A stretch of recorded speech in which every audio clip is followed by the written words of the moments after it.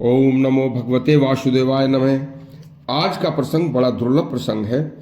इसमें भगवान श्री राम ने कैकेयी, कौशल्या, सुमित्रा तीनों माताओं को कैसे मुक्ति का बोध कराया था और उपदेश भी कैसे दिया था। बड़ा दुर्लभ उपदेश है, सुनिए। जब कौशल्या, कैकेयी, सुमित्रा को यह ज्ञान हो जाता है कि राम हमारी संतान नहीं है, ये तो उनकी लीला है, तो सबसे पहले कैकेयी श्री राम के पास एक दिन उनके कक्ष में गईं। श्री राम ने भक्ति पूर्वक उनका सत्कार करके उनको अपने पास बैठाया। कहा, माता कहिए। तब कैकेयी ने कहा, हे राम, मैं जान चुकी हूं कि आप भगवान विष्णु के अवतार हैं। कृपया मेरे उद्धार का कोई उपदेश दें।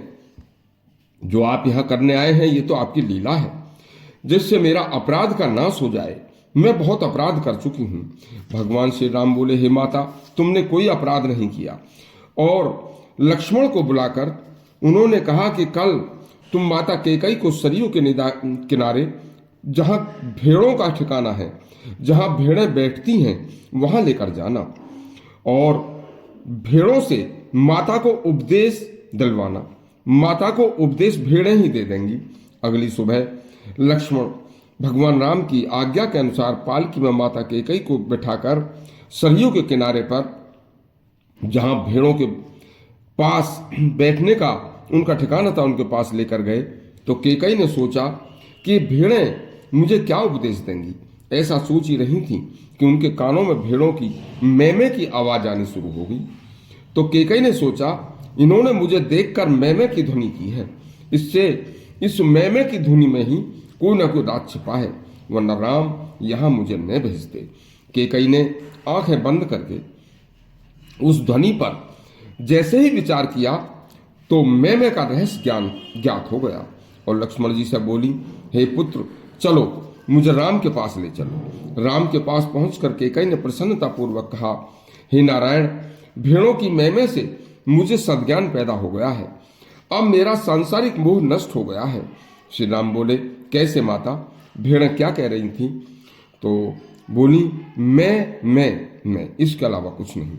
बोली, मैं कुछ नहीं हूं। संसार के लोग हर समय मेरे बच्चे, मेरा घर, मेरा परिवार, मेरा शरीर, मेरी संपत्ति, मेरी ममता भरी इस बुद्धि में ही रहते हैं और यही मेरा मैं सभी अनर्थों की जड़ है। यही आसक्ति मनुष्य को नीचे गिरा देती है। अब मैं किसी भी ममता के बंधन में नहीं पड़ूंगी।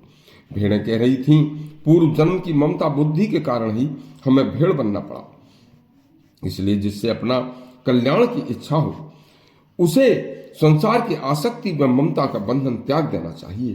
भेड़ों के इस उपदेश से मेरी ममता बुद्धि नष्ट हो गई है।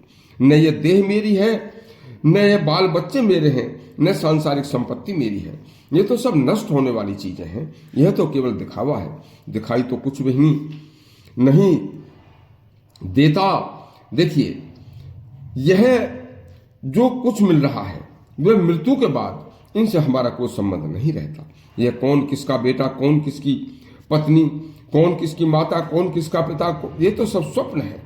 माता कैकेयी की बातें सुनकर राम जी बोले, हे माता, तुम धन्य हो, आज आप जीवन मुक्त हो गई हो। जाओ, अपने भवन में देह का अभिमान त्याग कर भगवान का भजन करो। कैकेयी श्री राम को प्रणाम करके उसी समय अनन्य भक्ति भाव से रहने लगी और कल आपको लक्ष्मण की माता सुमित्रा का उपदेश सुनवाएंगे। उनको कैसे उपदेश दिया था, अति कल्याणकारी उपदेश है उनका भी। यदि आपको यह कथा अच्छी लगी हो तो हमारा चैनल सब्सक्राइब करें और घंटी दबाएं। धन्यवाद।